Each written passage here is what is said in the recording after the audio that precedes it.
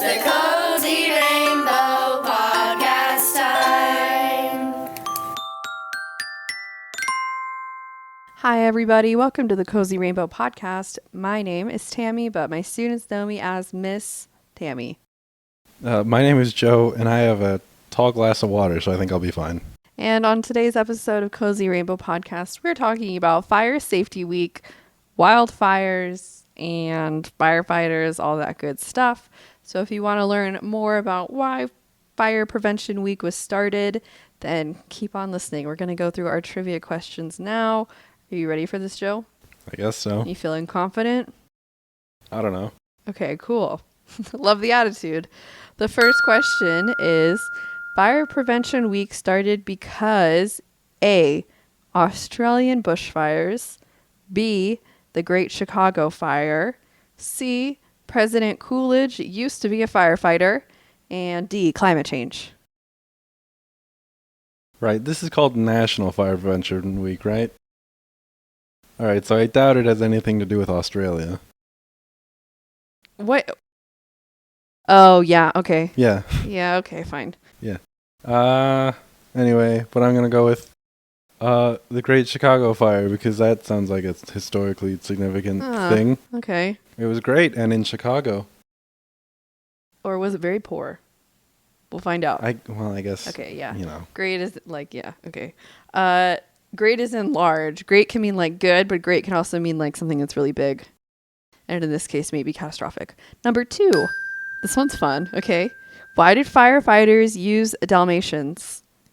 Is it A, because Dalmatians are brave? B, Dalmatians can carry small children easily? C, Dalmatians are aesthetically pleasing? You know, these are the dogs with the black and white spots. Or D, Dalmatians get along well with horses. Right.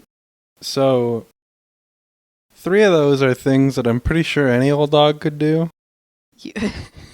And You think any old dog is aesthetically pleasing? Well, no, but Oh, okay. they're aesthetically pleasing dogs aren't hard to find. Hmm. And moreover, that's so subjective that, And moreover, you know, subjective. why didn't firefighters use poodles, huh? Because they're just too cute. You're not exactly trying to be a big, ferocious kind of guy when you're fighting fires. Regardless, You think the if answer is... Dalmatians are good with kids, then that's good publicity, so I'm going to say that one. B. Oh, B. Dalmatians can carry small children easily. That's fun. Okay. And number 3, true or false? Most firefighters are licensed as paramedics and trained in first aid. True. That's a good guess. But I will not be revealing... I keep bumping into the microphone with my glasses. I will not be revealing the answers to these trivia questions until the end of the episode, so please stay tuned to find out why firefighters use Dalmatians. Okay. We'll be right back after this quick message from our sponsors.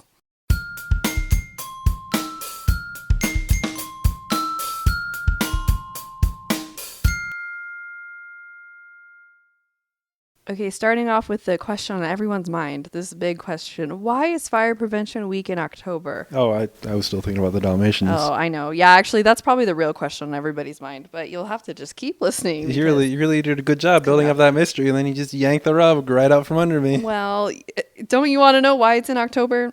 The first presidential proclamation of Fire Prevention Week was in 1925. Thank you to President Calvin Coolidge. Every year in October, Fire Prevention Week happens. Fire Prevention Week was started because of the Great Chicago Fire. Ding, ding, ding. Congrats, you were right. Okay, well, was Coolidge still a firefighter? No, he wasn't. Oh. That was just something I made up. I mean, well, I can't say 100% sure that I'm sure that he wasn't, but I don't think he was. Okay. The Great Chicago Fire caused horrific damage to the city of Chicago. The story of the Great Chicago Fire is one example of how disastrous events can lead to positive reform. Since the 2000s, there have been significantly fewer fires. However, the acres of land affected by fires has increased. And I say since the 2000s because that's when data started being available online about fires. So basically what it's saying, more of the world is burning, But less often. but less often. Yeah. Okay. And who better to help us out with those fires than firefighters themselves? So firefighters are usually licensed as paramedics. Ding, ding, ding. You were right, Joe. Congrats. Because they need to be trained in first aid and CPR. You're telling me these people save people from fires? Yeah, because, You gotta know first aid to save people? Firefighters are responding to emergency situations where people are injured, suffocating, or burning, or burned. Do you know what CPR stands for? Just off the top of your head. Impromptu trivia question. No. No? Dang it. Okay. I realized... The R stands for resuscitation. Yeah. And the C, I mean, you could probably guess what the C stands for, right? Compression. Compressions. That's actually, that's a really good guess, but no. Cardiopulmonary resuscitation. There you go. I realized I am CPR certified, but I don't actually know, I didn't know what it stands for. So the cardiopulmonary resuscitation. The only part of that I don't know is pulmonary. Pulmonary means heart. Really? But I thought I mean, no, pulmonary means lungs. I'm stupid. Yeah. Oh, I'm so stupid. I know what these huge words mean. No, Joe. Cardio means heart, no? Cardio means heart, pulmonary means lungs. Yeah, so cardio heart with your lungs. And this is when people like bonk, bonk, bonk. They push on your chest. And when you're resuscitated, that means you're brought back to life or preserved from death.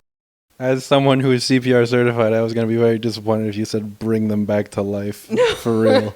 No, silly. You would need an AED for that. Anyway, now I'm going to answer the questions that you've been all waiting for. Okay, why do For real this time, why firefighters use Dalmatians? Dalmatians are known to get along great with horses. So not children. All right, so why does the fire department use horses? Scientists who studied... Oh, sorry. That doesn't answer your question.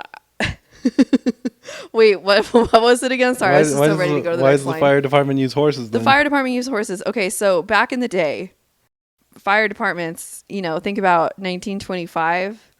They didn't have fire trucks then. They were having fire carriages. Oh. Pulled by horses. Oh, I thought... You said didn't have fire trucks. I thought you were going way back to like the pioneers back with the lines of people passing around buckets. Yeah. In a big old line. No, not quite that far. Yeah. Fire carriages drawn by horses. So yeah, scientists who study the relationship between horses and Dalmatians found that Dalmatians naturally take a rear side position to guard the horse and the carriage. So, okay, very nice. For this reason, when firefighters rode horses, Dalmatians would guard the firefighters. Huh. Yeah, but now there's no reason. I mean, there aren't Dalmatians at the fire station anymore anyway. But it's still like nowadays, I do think it's for the aesthetic. There's still a vague association there. I mean, they're still, really fit and energetic dogs. So, or...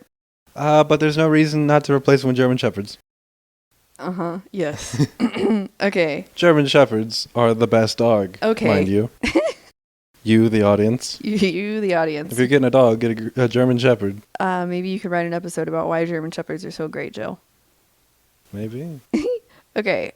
Next, since I mentioned earlier that it's more of the world that's burning less often, there's more acres that are on fire. That phenomenon could be described as wildfires. What is a wildfire? Oh, I'm so glad I asked myself. A regular fire can turn into a wildfire when a fire breaks out into an area that's already very dry, and then it continues to burn uncontrollably for a long time. The smoke of the wildfires is black, and a wildfire becomes very hot. In the past, wildfires were mostly caused by natural things such as lightning or volcanic activity, kind of like Pompeii, right? I mean, you don't know that much about Pompeii? No, I feel like Pompeii's a little more than a wildfire, I'd say. What would you describe it as? an absolute catastrophe. Okay. Well, Perhaps a volcanic eruption. yeah. Yeah, how about that? Okay, well, interesting. Anyway, okay. Wildfires, so they can start because of things like lightning or volcanoes, but today they happen because of none other than humans. So conditions like drought and heat waves also cause wildfires to happen. Which is on their own?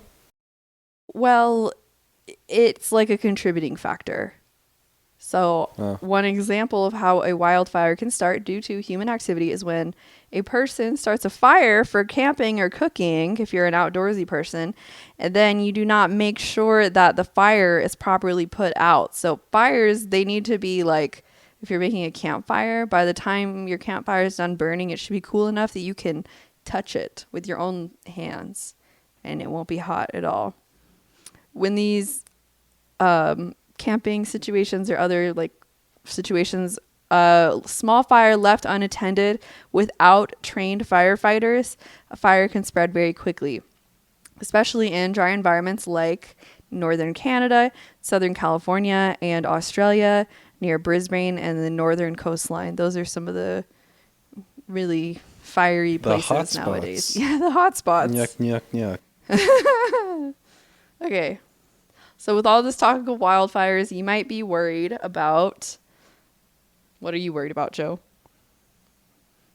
Is it the precious baby forest animals? I don't know. I got this glass of water. I'll be fine. Oh, you're not worried. Okay. You're absolutely calm.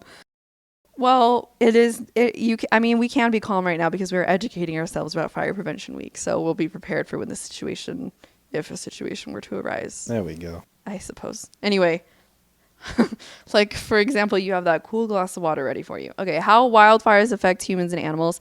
As a result of wildfires, some animals are losing their habitat. Oh, no. The cute baby squirrel. Animals, though, are pretty smart, so they can hide from the fire to stay safe. By, like, if you're a monkey, you can climb up into the tree canopies. What, that are burning? No, if they're not. If you can climb up high enough that they're not burning, like you climb away from the smoke. Like, let's say, like, it's just the shrub at the very bottom of the forest that's burning, then you can climb up to the top. Like, if it's a really huge tree, that's not just gonna, like, burn down. You know, it's hard to get certain things to catch. Like, if the tree has enough water inside of it. Oh, I see. So monkey find wet tree. All right. Monkey climb, monkey safe. Okay, so that's one way you can stay safe. The other way you can stay safe is just by other ways, animals and humans. I mean, we are animals. Animals are a little more equipped to do things other than, just not be in the place. Yeah, so they just, some animals can just leave the forest until the heat and the smoke are gone. Like us. Yep. That's what we do. Forest creatures are very smart and adaptable. However, forest animals have trouble with more severe and fast-spreading fires. People who live near wildfires may experience headaches from smoke. Oh my gosh. Do you think animals get headaches? They probably do. That's a strange thing to not be certain about. I mean, if you get headaches, why wouldn't animals? Well, like, bugs don't feel pain.